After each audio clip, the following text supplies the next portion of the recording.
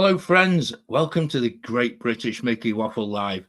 And with the spooky season upon us, we thought we'd unleash the inner villain in us all. So join us for some spectacular imagineering, some rather villainous thoughts about what will happen with the expansion of Magic Kingdom. And do add your own thoughts into the live chat or afterwards in our Facebook community, the Wafflers Arms. Welcome to the show, and let the villainy begin.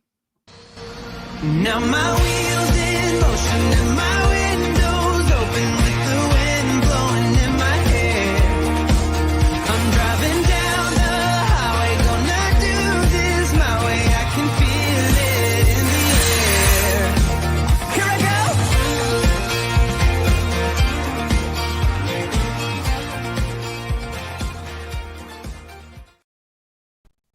go. There we go. Look at that, it's Wednesday. And we're back again. We're back again. The only three wafflers who are still in the UK. There we go. Still without the heating on yet. I was going to say, I think it goes down to 2 next week. So there you go. Oh wow! Oh, wow! This is going to be a very. I can't wait for tonight's show. There's been we recorded a podcast on Monday, and since we recorded that show, there's been an awful lot more news that's been released by Disney this week for us to discuss. So I'm glad that we recorded that then. But yeah, I'm you just want to say it, Ben. You want to come out and say, "Look, they put the prices up again." Let's start with a whinge. There we go. Oh, let's start with that. I have to admit. Yeah, tell me who the villains are. That's exactly. I think they're all in the boardroom. The thing is, it probably went up because last night we were thinking next year we're going to be going back to Walt Disney World, but do we get an annual pass? And what happens today? They put the prices up. Yeah. So now we need to redo the maths. Get the spreadsheet back out, get the calculator out, and are we going to do it? Because I have to admit, yesterday was also a day where Epic Universe, there was an awful lot of talk on social media where you could buy your multi-day tickets, tickets for 2025 and 2026, and working out what's we're giving away all the things that we talk about in the first of the month podcast as well already. It's just a little preview. Yeah. People are going to have to wait for the rest of that, but it's a rather strange one, and I think what's really clear at the moment is everything's moving very, very quickly. And I know I said it in the podcast, but I reckon at the moment the people at Universal and the PR team at Universal are just sitting back and they are laughing their socks off every single time that Disney put anything out to the public, because it just seems to be an own goal after an own goal after own goal. And even today, you come out and you say you're putting the ticket prices up, but actually you've slipped out the fact that some of your food prices have just gone up now and overnight. And you're like, just be honest with us. Just come out and say it. I know John Selt's in the chat. It'd be, it's quite, I know that he's actually very much into the food element across there. And I know that probably he doesn't get impacted. He just claims it on expenses, maybe, John, but might be out of turn there. But it'd be interesting to just catch up with him at some point in the future and just see, are we getting less for more money, or are we getting an improved product? I don't know. It's an interesting one. On your trip, because it had been a 5-year gap, how did you find eating in the park? Because I know when we went first after COVID, a lot of the prices had gone up and the sort of portion sizes were smaller. Did you find that when you were there this year? Not particularly. I think for us, I was quite surprised, and I think that's possibly where everything in this country, having gone up so considerably in the past sort of 18 months to 2 years, you actually felt that you got anything you bought food-wise in America, which probably, if you're listening in the States, you'll go, oh my word, you're not serious, because I know they've said they've seen a massive increase in food prices. Yeah. But over here, it's been so noticeable. So to go across there and we just soaked it up. We're just like, I actually thought it'd be more expensive in the parks for food than it actually was. Yeah. So I can't grumble that much. But again, I know John Salt's really into this. Yeah, food prices increasing, but when reservations are way down, and that was certainly something we noticed. But some of the places in the past, you would have real problems in actually getting into, even counter service places that we used to be really bustling and things like that. People aren't prepared to pay that money, and that's very much not the tourist market. I think that's the home market, and I feel that somebody somewhere's misreading the whole scenario, and I think that's there's maybe a point something where we can. people are going. It's more of a treat. We're going out for a treat to Disney for a meal. If you're a local, where it felt more like you could go. You're in the parks because it's more accessible. Yeah, But I think just the price has just got to a point where it's like you just look at it and go, "Can I get a comparable meal off site?" How many times we are now planning to go off site versus the quality that we found off site as well as the price. I think that's exactly it, Ben. And I think we've done a couple of shows about this and looking at trying to promote off-site eating purely from the fact that the actual what you get is much more, and the quality of it is actually superb. So I just feel that I keep coming back to there's a little accountant sitting somewhere within Disney who's obviously chasing a particular market and obviously chasing some form of profit, but I don't see how that's balancing out at the moment. And I think that is something I think we will come back to probably in the new year, and we actually be able to map this out a little bit further. We'll have that in our head, what for us is value for money.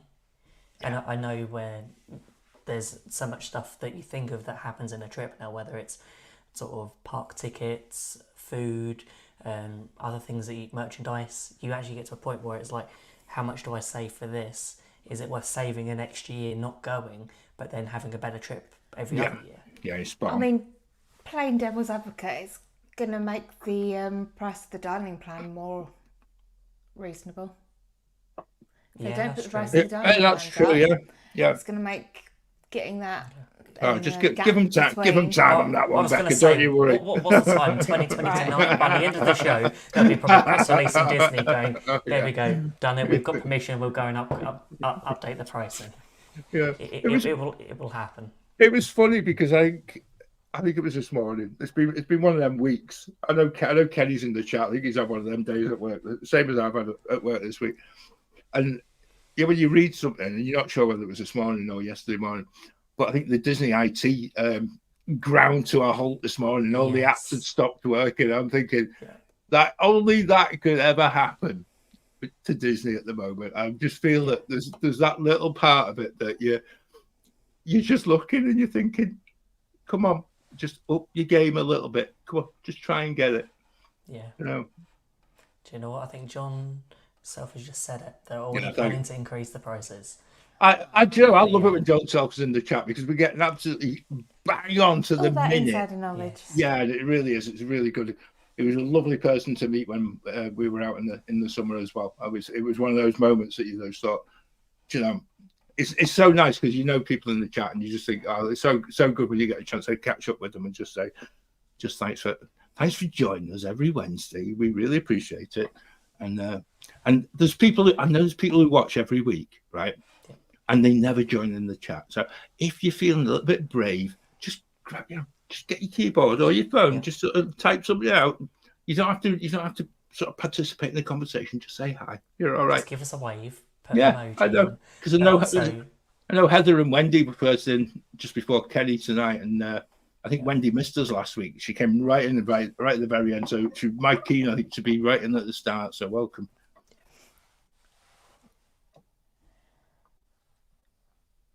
Ooh, we've all gone silent. It's that awkward silence. Oh, sorry, I thought you were saying something, but I was trying not to cut across you like I normally do. Oh no, it's all good. I'm just like, my head is working overtime, thinking all of the extra money we might have to find for next year's trip if Disney keep putting the prices up. It might swing that we have to use more of our Universal annual pass than we have at Disney. Well, I think let's park that for a bit, right? And let's let people listen to the podcast that come in next week because we do go into some of the Universal parts, some of the Epic Universe stuff that does involve a little bit of villainy, a little bit of Harry Potter, a little bit of Mario, etc. I wonder whether that's where Disney's idea of villain lands has come from. If Universal have finally done something to do with, where is it, Dark Universe. Yeah. It's really something that it's a market that both parks. I know Universal has Halloween Horror Nights, and it's a very more sort of darker affair. It's quite interesting to see what Disney are trying to do with their villain's land. It Yeah. feels like definitely the same sort of tone. Do you think it was the same person that did the same concept art? It's very similar. It doesn't it just. I think I've not actually put two and two together on that, and it is. It's only until you see them sort of like one straight after the other. But Tonally, they are trying to hit that do you think they're spooky atmosphere. Is it going to hit the same market though?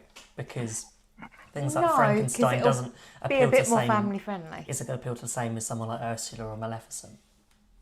No, I actually think is that maybe a good place for us to begin, right? So, if you're in the chat and join in the fun, if you listen to the podcast on Friday, because it does go out as a podcast, just shout at the radio if you're driving and things like that, right?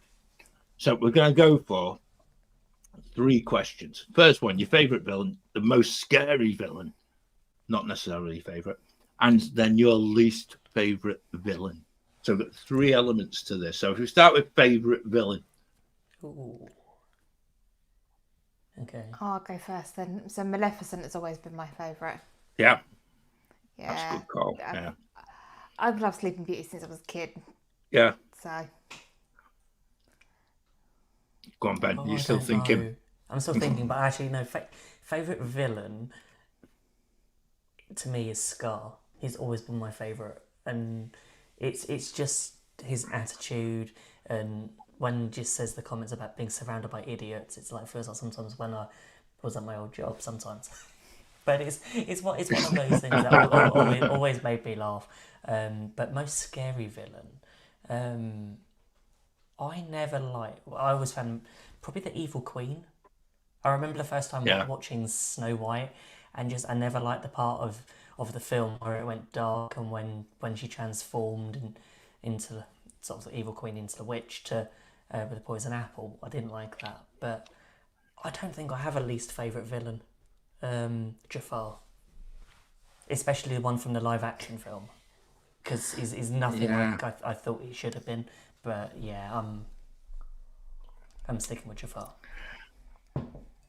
Oh, that's a good call. I'm now going. I'm going to confuse myself.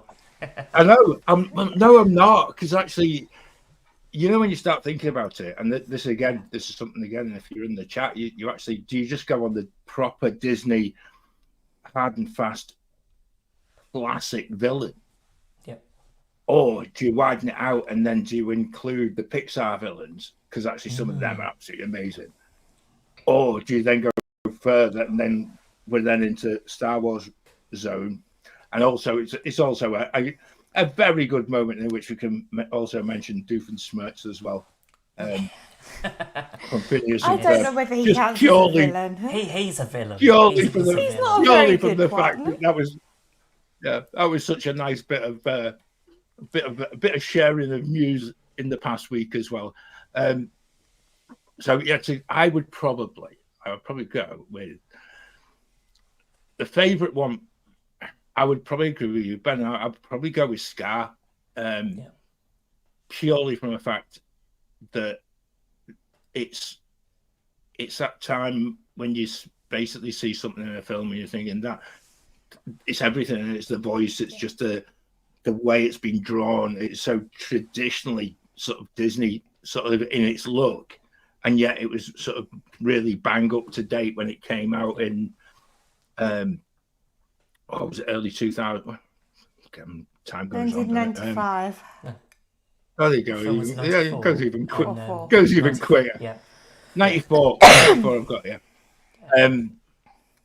I think it's also, you go with the most scary ones. I think you go with, is it Chernobog as well? Yeah, just that would be from mine. that Especially whole sort of. For me, Chernobog's one of those ones that when you're watching Phantasmic, do you really, really feel it? And it just has that. Well, he's the reason I've never seen Fantasia.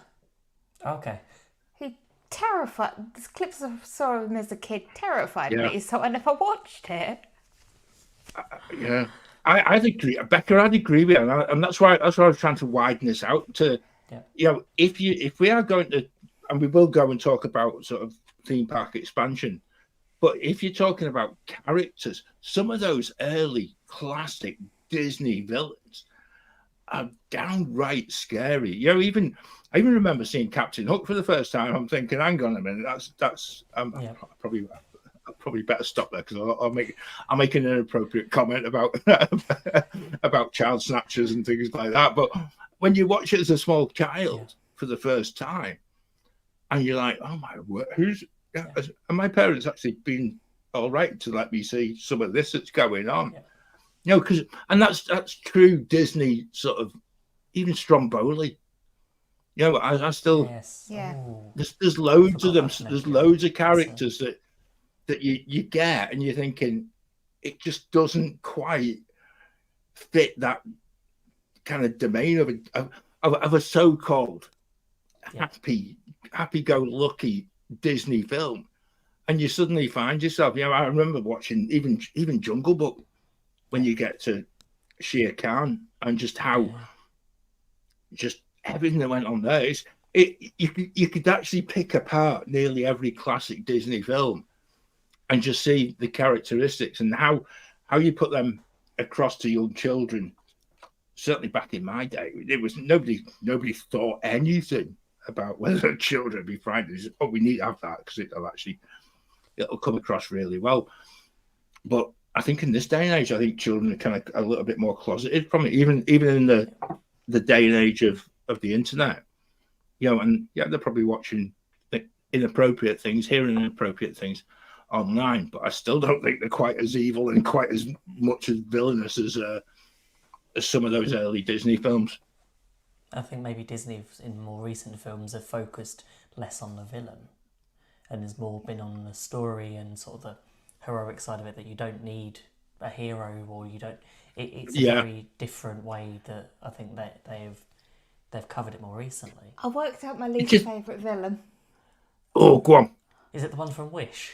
No, Prince Hans. He feels very shoehorned in as the villain. Very. I thought you got. Really surprised. It's just a bit. It's a bit of a nut reveal, really. Yeah. Yeah, no. I was dreading what you were going to say there. I'm polite, nothing nasty. At least not before 9 p.m. Got another 10 more minutes. But there are so many villains that I think they could do so much within the parks.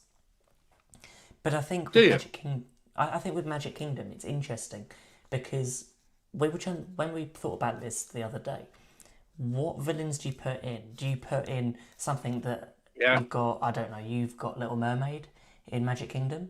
Are you going to put Ursula in? Because it's going to be weird how the villains' land will be separate. Do you have someone that's completely different to what you have in the parks already? So would that rule out things like Ursula, Mother Gothel? Because you've already got the princess representation in the park. Although I would argue that there's not really much Rapunzel representation in the park, so Mother Gothel would be fine. Yeah, good point. I was more down the line of thinking, you know, when you watch Toy Story and there's Sid who lives next door to Andy in the first one, rather than actually putting a Sid theme in, people should just maybe start watching some of those kids that are within Magic Kingdom that day, and you'll get a real life model, you know, of a child being dragged around, and they've got a face on them, like, you know, because they do exist, strangely enough, and it's. You know, I know I've said it before. We very often walk past them, and it's strange because it's not just only the children in the strollers and things like that. It gets to those who are a little bit older, and you still can walk past. It's happiest place on earth, and you just keep walking and just laughing inwardly at yourself because you're just thinking, "Oh my word!" And that's been up since 4 a.m. this morning. Once to get into Magic Kingdom, I'm just like. No chance. Sorry, I digress there. I just had a really horrible thought. You know, it'd be a bit of a new thing, wouldn't it, for Disney to have like live action characters based on real life paying guests? Yeah, that would be. They could give us some money off our tickets if that's the case. They wouldn't. They would charge extra. Yeah. But it's that extra level of authenticity. Yeah. But John's right in the comment that I think Maleficent is going to be the main focus of this area, and I think Certainly looks it from it that. makes so much more sense. And I think a roller coaster has to be in there. I think I'm not exactly sure how large this land's going to be. I think from what I understand, it's like 11 acres. It's what I've seen touted around online. So it's going to be slightly smaller than Galaxy's Edge. But when you think that's huge, It is, yeah. and you've got two yeah. big rides which have. Yeah. So what are we going to have in here? Are we going to have rides? Are we going to have shows? I know in Disneyland they have, in their Galaxy's Edge, they have a fireworks show. So are we going to have this point where we could have two different fireworks shows in the Magic Kingdom? Could there be a villains-esque type entertainment in the evening? Could there be a villains nighttime parade? Can we just settle for just having one nighttime Just- parade? Let's not get ahead of ourselves, Ben. Well, with this land probably not to open until 2029 at the earliest, I think they've got enough time. Yeah. I imagine they're going to put in a couple of restaurants, and there'll be merchandise stores and all of those fun things. It needs to be something that is actually, it will set them apart. Because otherwise, like we've just already, at the start of this piece, we've already alluded to, Universal have stolen the march on this, and they shouldn't have done, because certainly for the past 10, 15 years, people have been talking about sort of a fifth gate at Disney, and you could have a whole park of Disney villains. And yet Disney have sort of cast it aside. And now they've been in that reactionary phase, and they're thinking, oh, right, okay, so we're going to put that in, but Universal have already got that, and it's opening in 2025. I'm like, it needs a little bit of thinking of how they're going to make that a really stand out and really different. Then I think that's the thing. Disney don't have time on their side. No, they don't. And I think with Universal, the way that they've developed Epic Universe, I know we're going to talk about more of that in the podcast, but also that I just think it's something that's been in the rumour mill for ages. And when they touted Beyond Big Thunder as being either Coco, Villains, and Encanto, I'm glad that they've decided what they're doing with it, but I don't think their plans are finished. And I think that's why it's going to take as long to do, because there's a lot of stuff that's going to have to happen in Magic Kingdom for that to happen. And that's why Big Thunder's closing, while there's going to be a lot of other bits and pieces in Magic Kingdom, because Magic Kingdom in the next few years is going to be a park where I know we laughed and probably cried that Epcot had so many walls, but this is going to be Magic Kingdom and Animal Kingdom. We want these new attractions, we want these new things in the park. We will have to wait, but I'm looking forward to what happens at the end of it. I'm excited because Disney have a huge plethora of villains in their catalogue. It's all about the story. So what I hope is that there's a proper story to it, and like they did with Pandora, when I would like to walk into this land and be just immersed. I think that's the difficulty, though, Ben, and I think that for me, I think the danger is there's that many villains that come from too many different films. You're not going to have that uniformity of approach. Are we just going to have it? You're going to dip into one film, or are we going to have basically just a showcase of either a ride? I think Wendy mentioned again in the chat about meet and greets, because that seems to be, when you go back to the Halloween party, the meet and greets with some of these villains becomes a real big part of the Halloween party nights.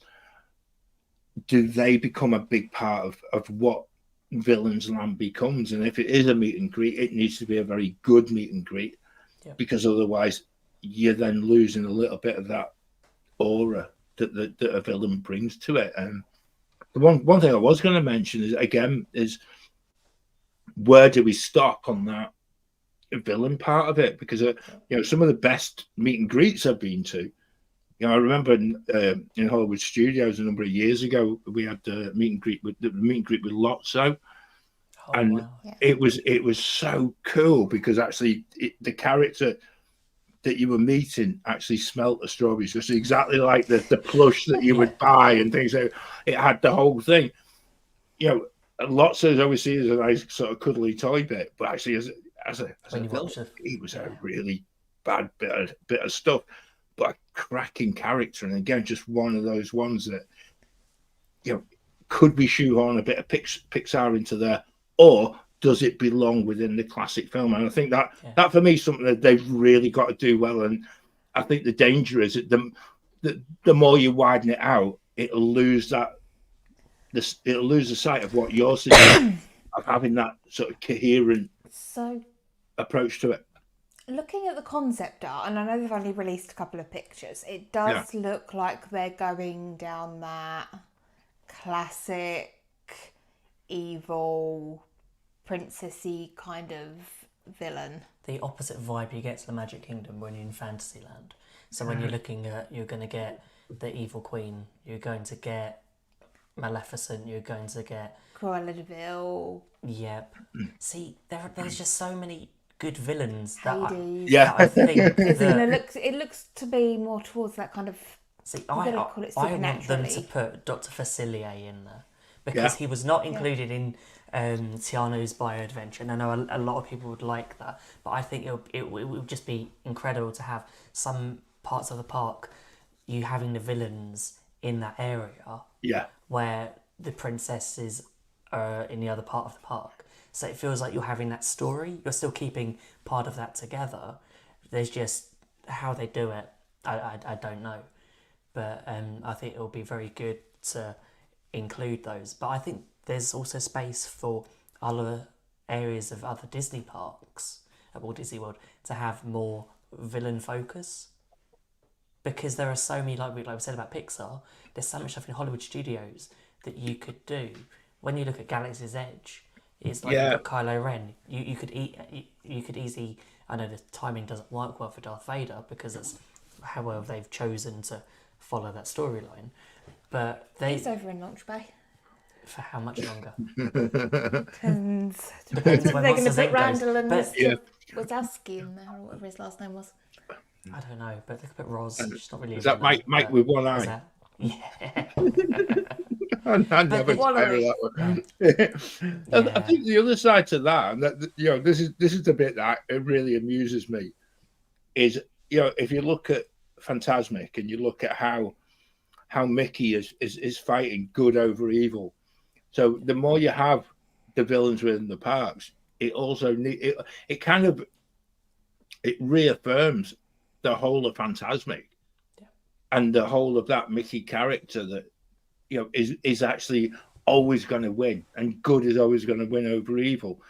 And again, I would love to see that part of it in the actual undercurrent, which might make it a little bit easier to explain to maybe younger guests within Magic Kingdom. And I think that's the little grey area I'm not really 100% on, and whether or not you go through that walkthrough part where there's warnings and it's saying, be aware if your children are under a certain age, blah blah blah.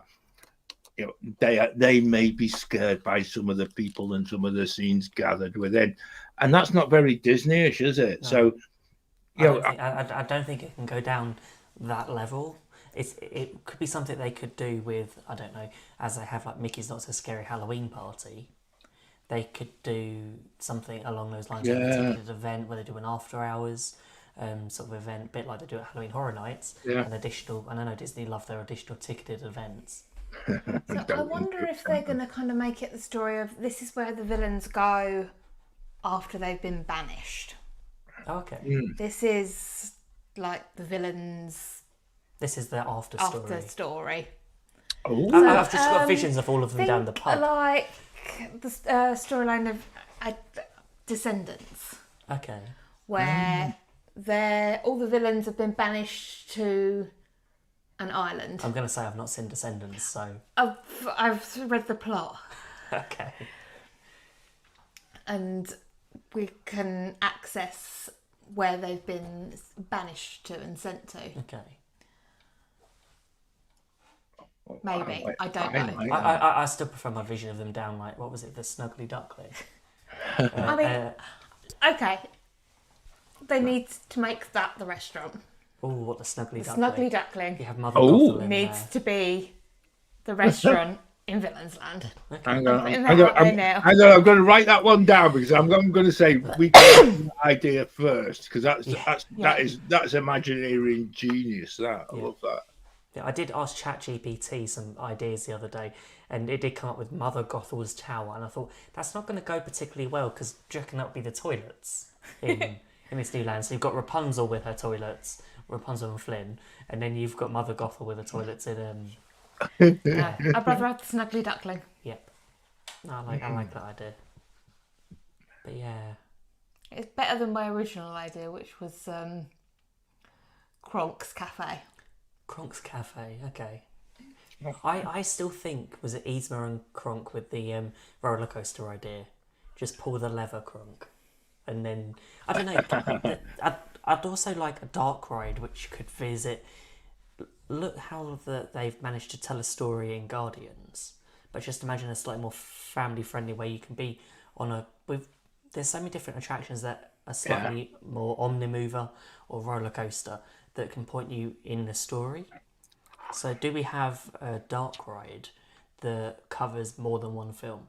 Are there a lot of That's a good call. villains? Because I know at Mickey's Not So Scary Halloween Party they have the Hocus Pocus show, and you've got lots of different villains that are summoned there as part of the spell.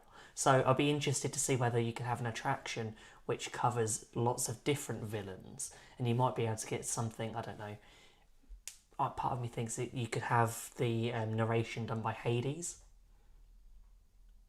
Just taking you through the story and going through the underworld and talking about sort of what went wrong for these villains.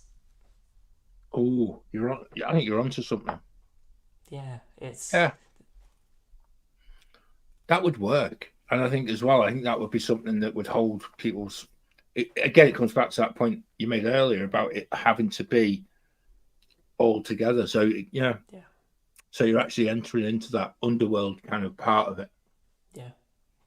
There seems, especially from the concept art, that they're in the middle. There does seem to be some sort of like water or some sort of like thing from like the underworld. That would make a lot of sense. But yeah, I think that concept art just really focuses a lot on sort of Maleficent. The dark, spooky elements of the villains. And seeing a lot of the rock work, part of me thinks that I'd love to see, was it the Elephant Graveyard from The Lion King?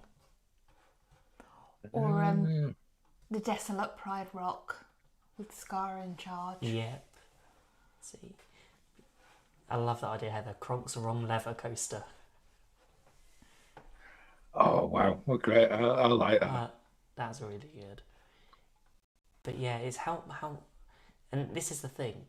We've always spoken about all the rumours over the years that have been about Villains Land, but all of us thought it was going to be like a fifth gate. Yeah. So we've all had these ideas, but we want it to be in a park of its own because we never thought it would actually fit entirely or in just one small land. So Well, they won't all fit in one small land. That's why they're going to have to narrow the focus a little bit. Because, like you say, there's the classic villains, and then there's the Pixar villains, and then there's the Star Wars villains, and then there's the Marvel villains, and I've just realised I want an Agatha. Can we get the Witch's Road in here somewhere? Yeah. Ooh, okay. No, because it's Marvel and it's Agatha's one of those characters Agatha's that not been used by Universal. No, that's true. Yeah. Okay. I think the other one I was thinking as well. You know, I know we're desperately searching for the new part to all of this, but if we go back, and I mean this in all sincerity, so don't have a dig at me because I always mention Spectra Magic. But some of the actual parade floats of Spectra Magic, there was a Chernobog parade float, which was absolutely outstanding to see. But there was an Ursula one as well. And again, we're actually picking up on characters that have actually been previously within the Magic Kingdom, have kind of been sort of just cast adrift as part of a parade, but are actually part of the actual history and the fabric of the theme park. And again, you would hope that would then become I'm not even going to go there talking about parade wise, but they could then have a place and a similar kind of looking part to how they're incorporated within the park as well. I think there's unlimited amounts of options here, and I just really feel that I think Disney have got a difficult job to try and narrow it down. Yeah. Because it's probably easy if you have a smaller pool of villains to go from. Like, actually, that's the most popular. That's the one we're going to do for. That's probably where Maleficent is. I have to admit, looking at just all of the films, all of the content of when you think of a villain, Maleficent looks probably to be the easiest one to try and translate into being in the park. Yeah. I think one of the ideas was Maleficent's forbidden flight. So Sora Maleficent's wings as she transforms into a dragon into a dark, fiery ride. It could work. Sounds good. It'd be some sort of roller coaster, some sort of. But yeah, I'm just picking up on John's comment. Cannot do Agatha at Walt Disney World since she's starred in the Fantastic Four comics. Damn. But then again, Universal have Simpsons Land. Can they let us have something? They can keep Simpsons if we can get a little bit of love. I don't know whether they want to keep Simpsons or not. You never know. They should do. It's not that old. I think. And they got rid of Back to the Future to put that in. Yeah, good point. We could go back to the future. Back to the future. But yeah, there's so many different ideas, and I think Wendy mentioned it earlier about the meet and greets. About in each park you could have areas for meet and greets for villains, because I think we'll probably over the next few years to keep sort of support and ideas of what's coming. I think we'll see a lot more sort of villains in the lands. Yeah. Because I know Mickey's Not So Scary. There was a few more than you'd normally see, and there was a few more roaming ones from that weren't listed. So sometimes I wouldn't be surprised if there becomes more villains in, say, the Festival of Fantasy Parade, or there might be a few more that do the occasional random meet and greets that you find. So in terms of meet and greets in Villains Land, do you think they'll do dedicated spaces for specific villains? Or do you think they'll rotate out? I think they'll rotate them out. Because it then ticks that box of covering more villains. And it works relatively quite well in Disneyland, having more roaming characters. And I don't think the spots for having like a 2-hour queue for a character fits in sort of Disney's plan, because Disney don't want you in a queue, as we know, because they keep forcing Lightning Lane on it as options for people. So it's one of those things. I think they'll be good to have some meet and greets. There'll be some areas where, but I think the area might be a bit more generic, where you can have different types of meet and greets out of that area. That'll be a bit like the princess meet and greets as well, isn't it? Where you can actually, you've got that background that is interchangeable and depends on which day of the week it is, which character's available, etc. Which season they do, because they could use different things. And it would work, wouldn't it? And I think that way you're not then locked into just one particular character, because actually the other thing that could happen is that if you, again, as you find with sort of popular meet and greets, if it's the same again and again, then that popularity drops. So if you can continue to actually keep it fresh and keep it sort of on a rotational basis, you're going to get a lot more people interested in going and actually see, being surprised by what they actually visit. And I think that's a really, really intriguing one. And I think that's, that'd be a good way of doing it. With like the castle that looks to be one of the centre points of the this new land, do you think that area is going to be big enough for them to have a stage like they do for Cinderella's castle? So I wonder if it's going to be more like Beast's castle in Fantasyland. Just sort of is off in the distance. Forced perspective makes it look. Okay. They was hoping for a nice stage show that they could have. Possibly with a shop or a food place, or possibly a little walkthrough. Okay. That'd be intriguing as to how that would fit in with Be Our Guest being where it is. and how that area within Magic Because Kingdom it's and going New, to sort of New loop Fantasyland. round from Yeah. there, from Fantasyland into Yeah. Villains. Because Yeah. it's not like you're going to walk through cars to get to Villains. From what the concept art, the larger one shows, is that you'll go through Haunted Mansion. Sort of to the left of Haunted Mansion, you'll walk around that way. Ooh, we might be on to something there. But then Haunted Mansion, dark. Yeah, so it would that Going to Haunted Mansion Underworld. would work as the kind of entry point to Yeah. this land. Ghosts and spooks and Yeah. the Hatbox Ghost. Part Yeah, of me thinks I need to change to like Haunted Mansion so you end up out in Villains Land. yeah. It's like you are the 999th. There's always room for one. But I think that'd be quite easy for them to do as well. And I also feel that might need be something that we need to see, I mean, as part of a wider plan, because this always came as like beyond Thunder Mountain. Yep.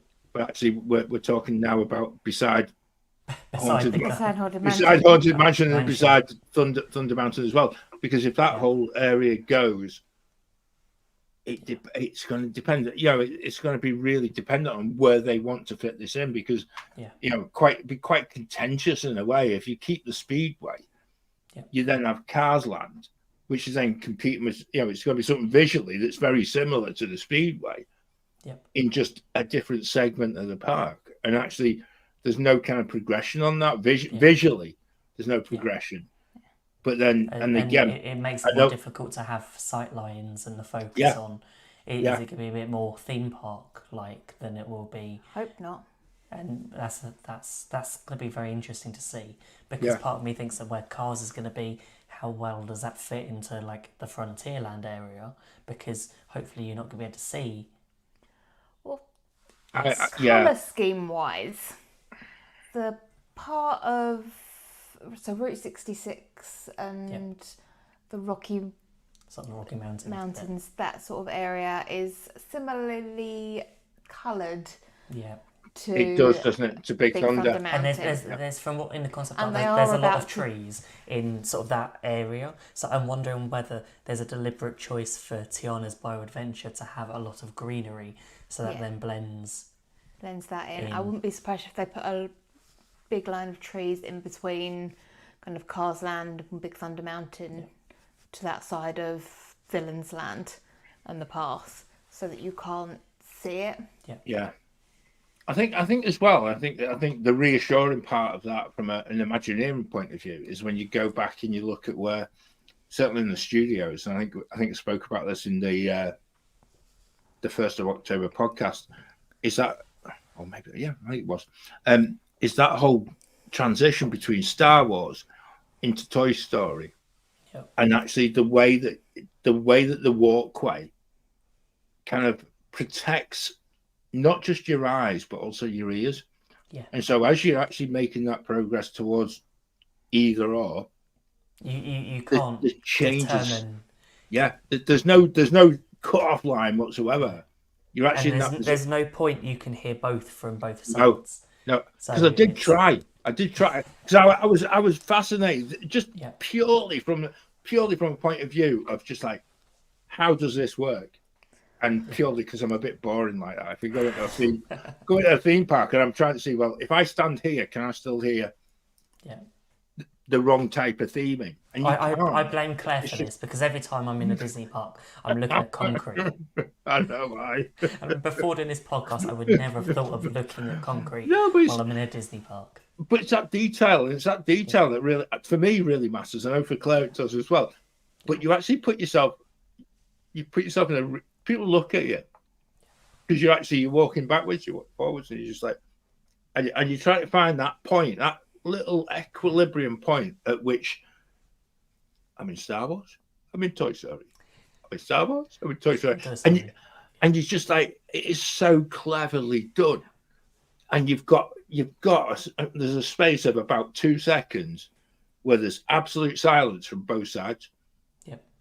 I think it's really clever, and that's what I'm trying to say is I wonder whether Haunted Mansion might be the exit, because it could be, because the things you might go through Fantasyland, As the point you've done the princesses, So- that side of it, and then you want to do villains. It's like round that side. It's not going to be a one-way round No. trip. It's an entrance or an exit. So yes, there will be an entrance/exit towards by Haunted Mansion, and there will probably be another one.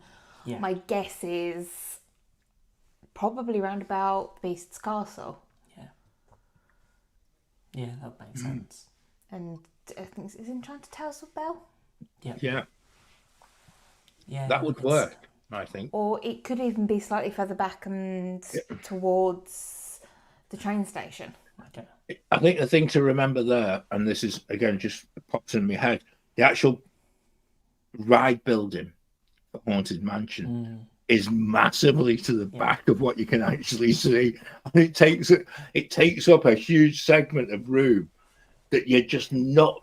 It's not on your radar as you're a guest in the park. You just think, well, there's the building, and then within that, it goes You don't on think about it. it goes on forever at the back. It's really cleverly done because you're just not aware of it. Yep. And again, it's one of those things. If you ever get the chance, go and do Keys to the Kingdom tour, because it's one of that isn't what you're actually shown, but actually when you get that little backstage bit, you get to see the Backstage. back lot of a different ride. I'm not. I hate giving spoilers away when it comes to Keys to the Kingdom because it's amazing. it is so good. But It's you're just such a good aware. value for a 5-hour tour. Yeah, and it again, that is also another thing where you get just that little bit of an inkling as to what you're actually looking at as a guest in a theme park is not the size of what we've actually got space wise. And You just see on stage. You don't get. You don't think about how big the show building is. And when we went to see the Epic Universe preview centre, that's the one. Seeing the model, and you got to see how large the models were of and you saw a lot of ride buildings. Yeah. So, and it just gives you that thing of what you're not going to see. You're going to see the front. You're going to see the queue where you were in the ride. But as soon as you're in there, you don't notice it. It's a bit like Guardians. It's huge from the outside. And when you're on the Skyliner and you look over at Epcot and you see this big sky blue building, which doesn't blend in that well to the sky as they were hoping. They tried. They tried their best. It's just not Florida blue sky. but I give you another little aside of that, because actually it needs to be a different colour to the actual sky.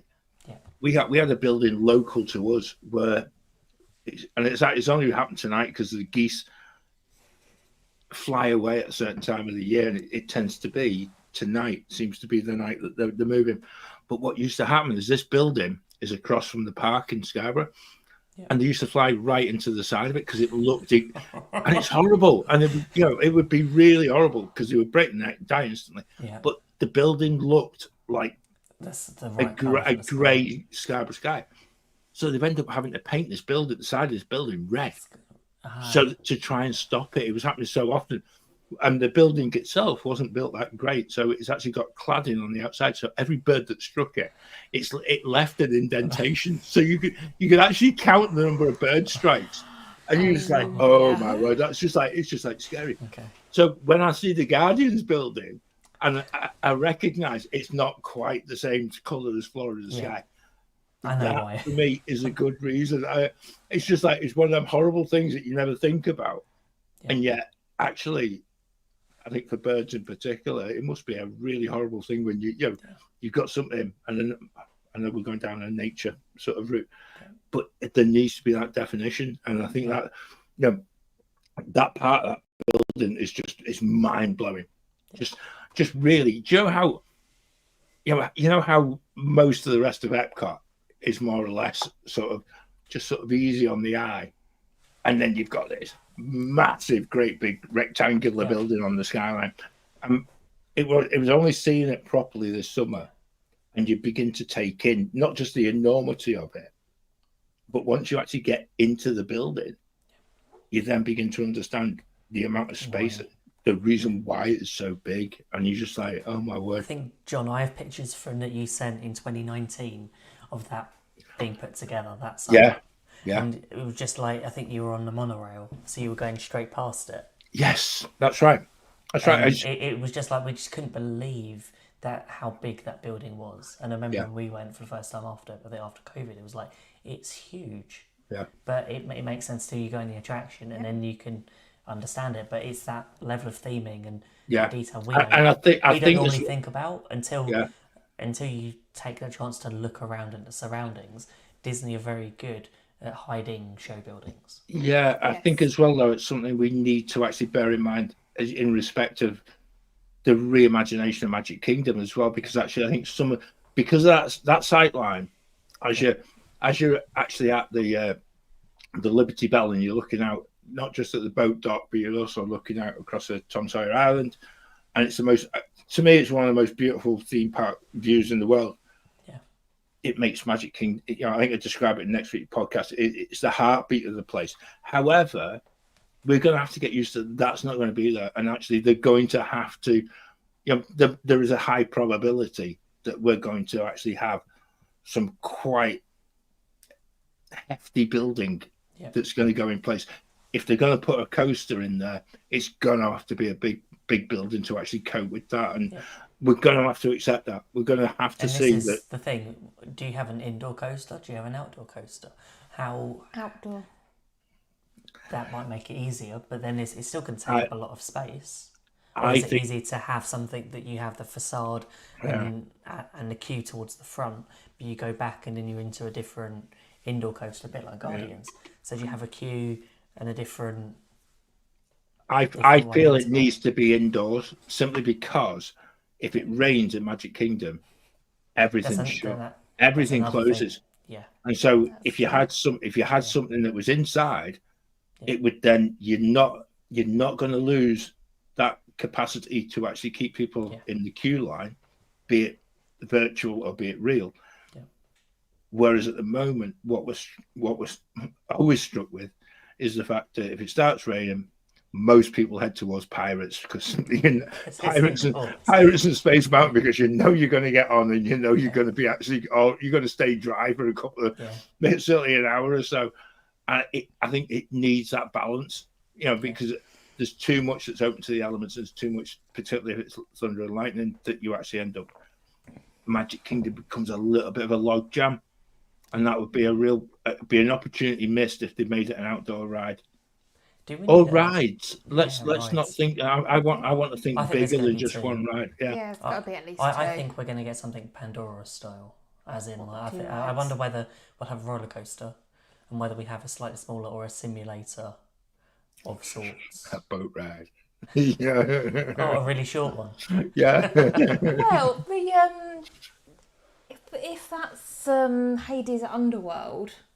Yeah. In that picture, that would make an indoor boat ride. I've just got images now of Navi River Journey, but you're just replacing the Shaman with Hades. Yeah, but what you could do... Yeah, but he'd be scary, so it'd be all right. In true boat ride Disney style, though, you could go into different parts of different films and different villains as you pass through the underworld. And so you could actually get through quite a lot of villains within, if they made it a decent boat ride that lasts more than a couple of minutes. You could actually. You need to have a drop. You need to have at least a couple. Yeah, the drop as you go down into the underworld. Yeah. Yeah. Because that's what Navi's missing. If only someone had thought of this before they reinvented a mountain that's there with water and things like that. I'm just saying. I'm just saying, like. Could have gone straight under. Yeah. Well, the problem is the drop on It'd be a bigger Tiana's. drop. Tiana's. Well, no, the problem with that is that it's at the end. Story-wise, you need the drop at the beginning. To really move. You still have it. I think that'd be brilliant. I think we'd just be absolutely sorted then.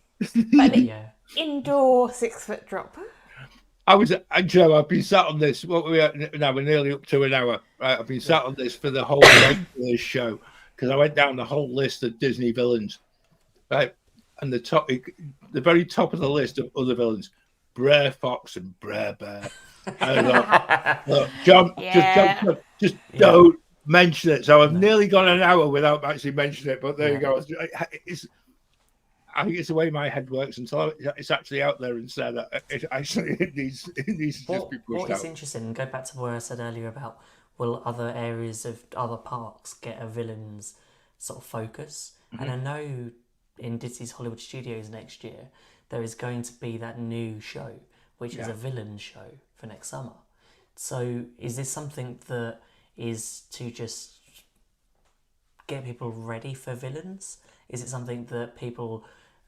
Is this sort of... I really hope, because it's replacing Lightning McQueen. Yeah. Which makes sense, because they're probably going to remove that Lightning McQueen animatronic all the way over to Magic Kingdom. They're just... But is it something... Is that now going to be a temporary space that they're going to use for this show? And then when Villains opens, is that show going to go from there into there? See, you mentioned this the other night. Yeah. So strangely enough, people listening to this might not think, but we actually do prep a bit for this show, Yeah. So since we had that conversation, I've actually had me thinking hat on, and that sounds about as if if you put it into the studios, you can actually have a show. You can have the cast completely as one, a show that's established, and then when Villains Land actually opens, instead of actually then trying to find a show and then trying to find a cast to actually run the show, you've basically you just move it across seamlessly. It's up and running. You've got people who've been trained, people who know exactly what they're doing. It'll have been tweaked about 100 times. And you then go... Because they can test what works, see what doesn't work. They will have feedback. So the thing with social media, people will be watching the show, commenting, sharing their thoughts and ideas on it. But what's interesting, I've just looked it up here, is that it's the focus is the reflective realm of the magic mirror. The show will feature appearances by dozens of famous villains, including Cruella de Vil, Captain Hook, and Maleficent. So that fits perfectly, doesn't it? And I think that's where we're onto something here. And so I really feel like this is Disney's process going forward. Put it in studios, see if it works. If it does, move it to another park. Yes, it seems to be. It's like our testing phase. But that makes sense, though, doesn't it? Because, and I don't mean this critically, which it probably will come out as that. But you look at when Disney don't test stuff, as they didn't with Rivers of Light in Animal Kingdom, they just put it straight in the park. They put in Magic Kingdom. Yeah, and they just put it in there without even actually thinking about it. Yep. And then it doesn't work. You're left in that position of like, you're made to look extremely silly. It's a bit like the overpriced cake shop at Boardwalk. Yeah. Now offering discounted cakes. Yeah, because they realise no one will. I've just got images now, John, that they've gone there and put yellow stickers on things that they've used. It's the end of the day. But I think that's exactly where this idea, and I think it's a fantastic way of doing it. If you think about what has gone on. Even in the studios with some of the parades in the past that have happened, they really actually allow a little bit of testing to go on. Some of the, even some of the Star Wars parades going back probably 5, 6, 7 years, probably longer if my brain works properly.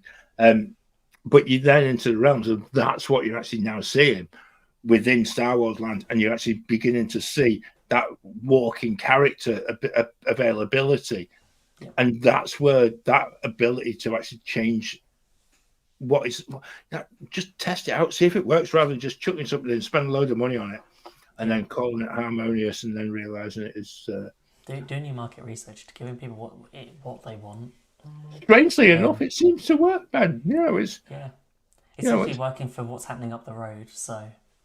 Yeah, and I think that's where you make the gap a little bit easier to get to, because I would only imagine at the moment, because a lot of stuff hasn't actually totally been finished, but Universal will be looking for people to run shows and people to be part of shows, so they're looking for actors and actresses, and so they've still got that whole process at the same time that Disney are actually putting a show in. So if you've got a specific, be it singing, dancing, music, whatever, and they're all looking at the same, and they will be all looking at the same time, who's going to win, and then you're not going to be left behind, and then having to recreate and choose from other sources. They've actually been on the front foot with this.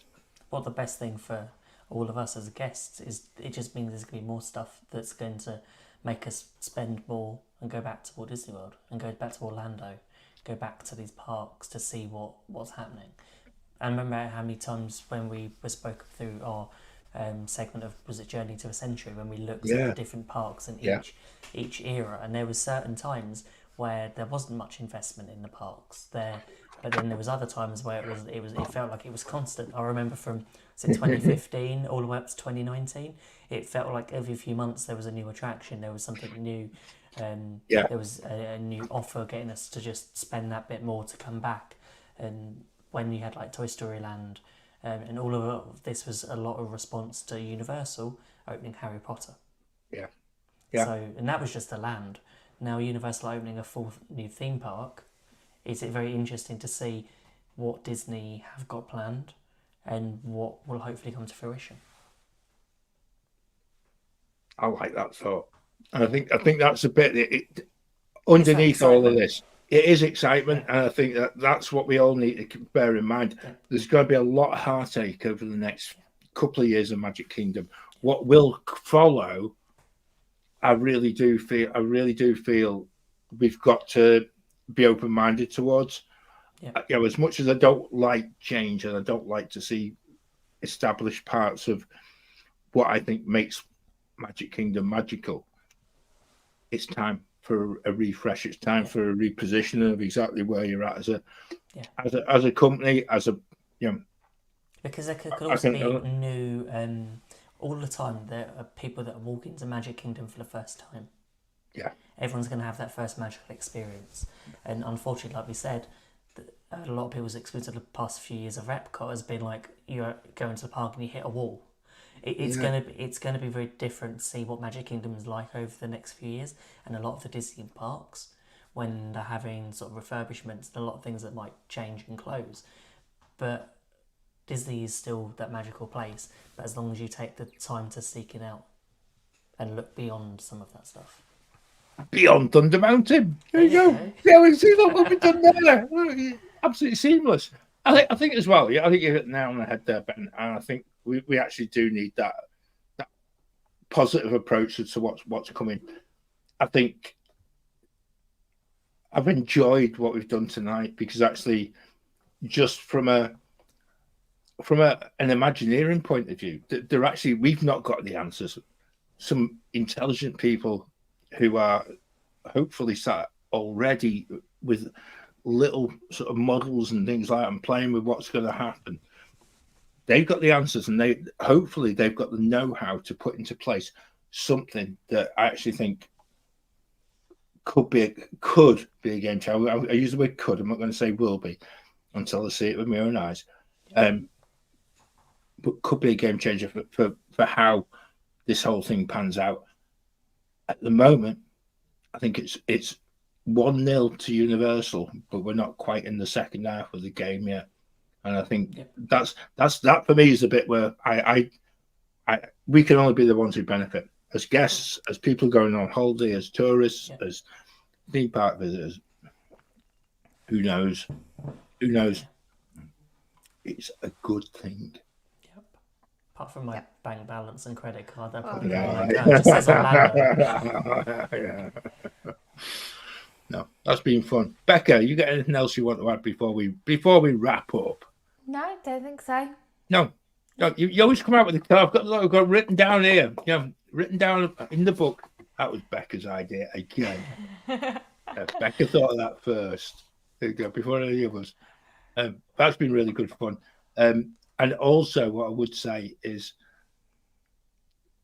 as a show, it'll be a good one to listen back to once we get a little bit more information as to exactly what does go in to Magic Kingdom, because it goes back to it's blue sky thinking becomes a reality at some point. So I'm really interested to see what they do with the Halloween party once Villains Land opens, because obviously a lot of people go to the Halloween party to see villains, to meet and greet villains, but you'll be able to do that during the day. But actually, would that be a point that should Magic Kingdom stay open later because it would be darker? Oh, I don't know. Go back to the times when I wonder if they'll you could start. open at 8 in the morning and go straight through to midnight. I wonder if they'll start putting the more obscure villains into the Halloween party. Might start getting those Eastman meet and greets and the Lotso and. there we go. You see, look, we get to the end of the show, and you come up with something completely. There's always something. Yeah, This is why our shows are never an hour long. No. Or light just bulb about. moment. Yeah, light bulb moment. You know, that's been good. And actually, just a thank you to both of you, because actually, I think we're onto something. So, as we approach the time beyond the witching hour, because we have gone over the hour, strangely enough, again, and with so many really good ideas, we're going to keep those grinning ghosts going in the Waffler's Arm. So, join us for some continued chat. If you're listening on the podcast, just pop something into the Waffler's Arms. If you've got a question or you want to say something about what we've been talking about, that's why we have a Facebook community. Just come and ask, come and be part of it. And even if you want just a question about, when's this all going to happen? We don't have many of the answers yet, neither did Disney, but hey, we'll try our best. But always join us there. We did have a podcast that was released last week, which talked very much about planning a visit and not so scary Halloween party. I know we've mentioned that party a few times. We actually haven't said the podcast was out last week, so we've got that. We've got a podcast out next week, where we bring everybody up to date on all the news, all the good, the bad, the indifferent, and then we also talk about Epic Universe as well. And that's all before we approach the festive season. Goodness, don't go into your local supermarket at the moment. Goodness, it's Quality depressing. Street, there's Roses. I'm not going there. Christmas trees.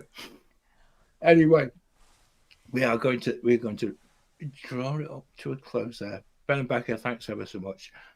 Until next week, I think we've got a show next week somehow or somewhere, but I'll leave that. That'll be a nice surprise for everyone. We'll leave that there. It's a nice happy Halloween highlights. Yeah, hard be even better.